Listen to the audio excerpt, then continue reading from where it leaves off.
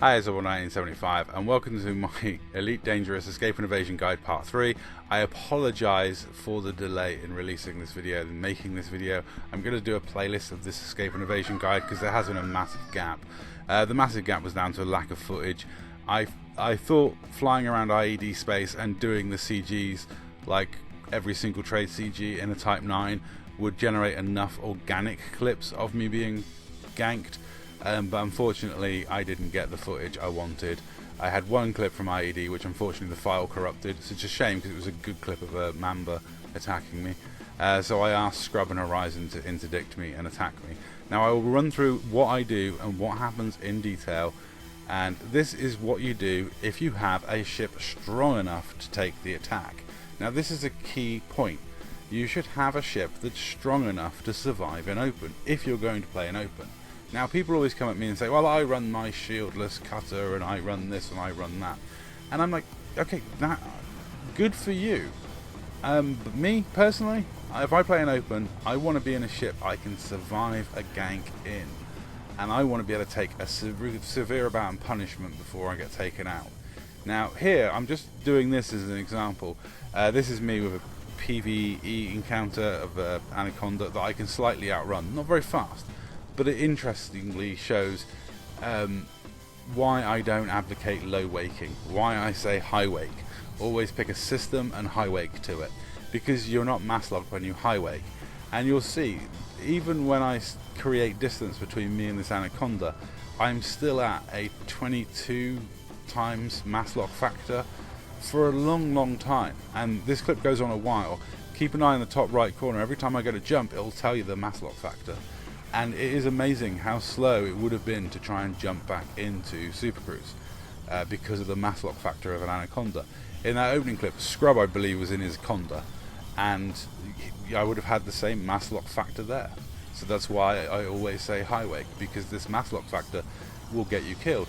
And the other reason I advocate high waking is because every time you get interdicted, the guys attacking you will have a nibble at your shields, and if you low wake, they'll keep chain interdicting you and having a nibble and having a nibble and having a nibble, and eventually those nibbles will add up and you'll take serious damage. And chain interdiction in itself is a really annoying thing.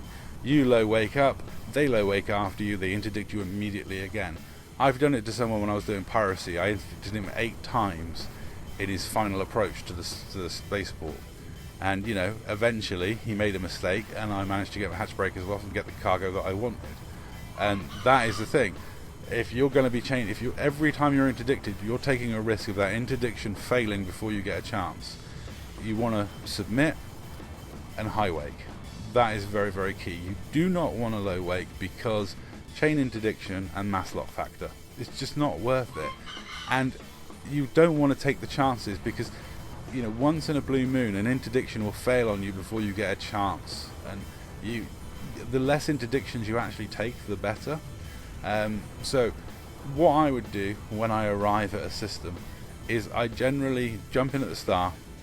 I quickly look in the tab to see who's around. This is not every system I go to. If I go to a CG or something like that, I slow at the star and sit just inside the star, have a look in the comms tabs to see if I can see anyone about.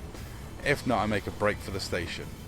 Now, if I get interdicted by players, like at the CG, what I will then do, one is I'll hope they try and interdict me too close to the star and just dump themselves out into normal space. 2, I will submit immediately. I don't try and fight the interdiction in any way, shape or form. You try and stay on target so it, you know, doesn't fail while you're submitting, but you submit immediately, zero your throttle, right? Straight away. Then you pick a system. Now, if you followed my advice from earlier videos, filter your nav panel to just stations and systems. You don't need anything else when you're out trading. Just stations and systems, and this means it's so much easier to just go click, bang, that's the system. I don't care where I'm going. If I have time or I'm being attacked by somebody weak, I will take the time to pick somewhere that's quite far, because most combat ships have crap jump range. It just makes it more difficult for them to follow you. But on the whole, I'm not that worried at this point. I'm just trying to get away. And most griefers and gankers will not follow you system to system. they haven't really got the time, and they're not really that interested. There's very few that will deploy a wake scanner. You know, if you are chased by someone with a wake scanner, then yeah, jump further, because you'll probably have a higher jump range than them in a trade ship. You know, but these are the reasons why I don't say hello wake. And here's why I say build a ship that can survive in open. This is Nitefall Sol, one of the deadliest space terrorists and gankers on Xbox One.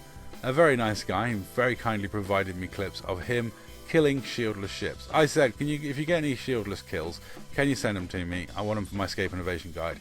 And watch this. This is 1, 2, 3, 4 volleys of PAs and ship dead. I play it in slow motion. I play it in full speed, and trust me, it's horrifying in full speed how quickly he kills a shieldless cutter. I mean, I personally advocate running shields and defenses for a reason. There are guys like this out here that will absolutely decimate you very, very quickly if you don't run defensive equipment. If you fly paper ships, you will get torn apart. Now, I test my ships.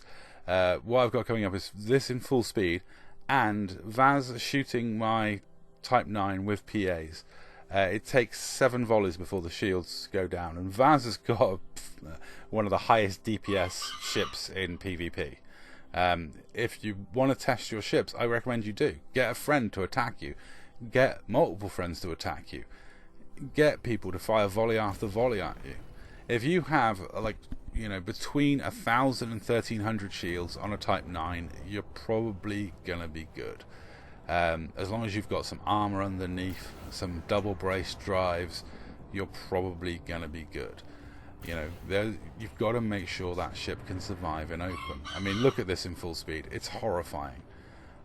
You know, and this guy's not the only one that just got absolutely murked for running no shields.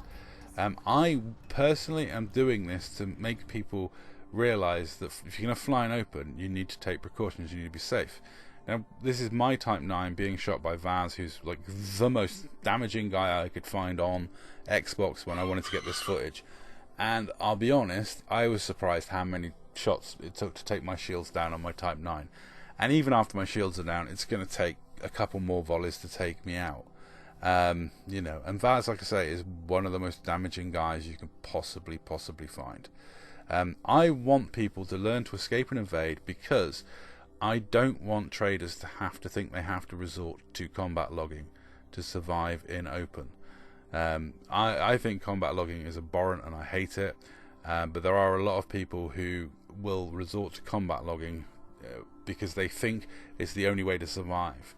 And people who are too greedy to run defenses, I honestly have very little sympathy for you. If you're going to run 0 defenses, you are going to be killed. It's going to happen. And that extra little tonnage per hour that you rake in, it's not worth it. It is really not worth it. When you look at the rebuy and the loss of cargo, you're better off running a less greedy build if you're going to play in open. You know, people get offended at me saying that, you know, if you don't want player interaction, play in solo or private group. I don't mean that as a threat. I'm just purely stating that if you come into open, you may be killed for no reason. Nitefall Sol has said himself to me, people who ask him why he's killing them just don't get it. He will kill you for no reason, just because it's fun and he wants to extract some soul. And he's playing how he wants to. He brought the game he can do. This clip's from Flippergold. I put the shout out that I wanted clips of shieldless ships combat logging, and lo and behold, clips were provided very quickly. People who fly in open in ships that are not prepared to feel that combat logging is their only option. I'm here to tell you that you shouldn't be doing that. That is cheating, it is wrong, and it is not your only option. Build a less greedy ship, learn to escape and evade, and you're good. I mean, I will later in this series, I'm going to cover what to do when you're in a weak ship, and we'll be using my Type 6 and Type 7 as examples, because I'm an idiot and I do fly ships that you can't make like massively strong in open. Personally, if you're going to fly in open, I would always recommend Python and Cutter are the best trade ships for open, because the shield strength and you still get good cargo in both. In fact, the Cutter is far and beyond the best ship to be running in open for trading, because it is ultimately so powerful. I'd also recommend the Orca, just pure base of speed. The Orcas are getting out of trouble. But yeah, so I've got two examples of people combat logging in shieldless ships on notorious space terrorists. The clip with the Type 9 was Flippergold attacking the Type 9, and here is Nitefall Sol again. This time this guy decides to log rather than sit around and get destroyed by Nightfall. Now, if you're going to run greedy and then combat log, just please stay in solo or private group. I don't like, you know, having to put videos up of people combat logging constantly in open. It's embarrassing and I don't like it. Please guys, if you're going to trade in open, man up and trade in open. Expect to get attacked, expect to have to fight off pirates, plan for it, you know, be ready for it. Now this is my Type 9 evading an interdiction from two ships, a Anaconda and I don't know what horizon it was in, maybe an FDL, I'm not sure, but you'll see. One of the things I do is not bother to look at who's attacking me. That wastes time, and time you do not have. Now I have 1200-ish shields on this Type 9 with not very good resistances. I run two boosters, a point defense or pointless defense, and a heatsink. And this is what happens. So I'm lining up with the station, I get interdicted, I am being ripped out of Super Cruise by two commanders. I immediately just try and stay close to the escape vector while throttling down to 0. And there we go, throttle down, submit.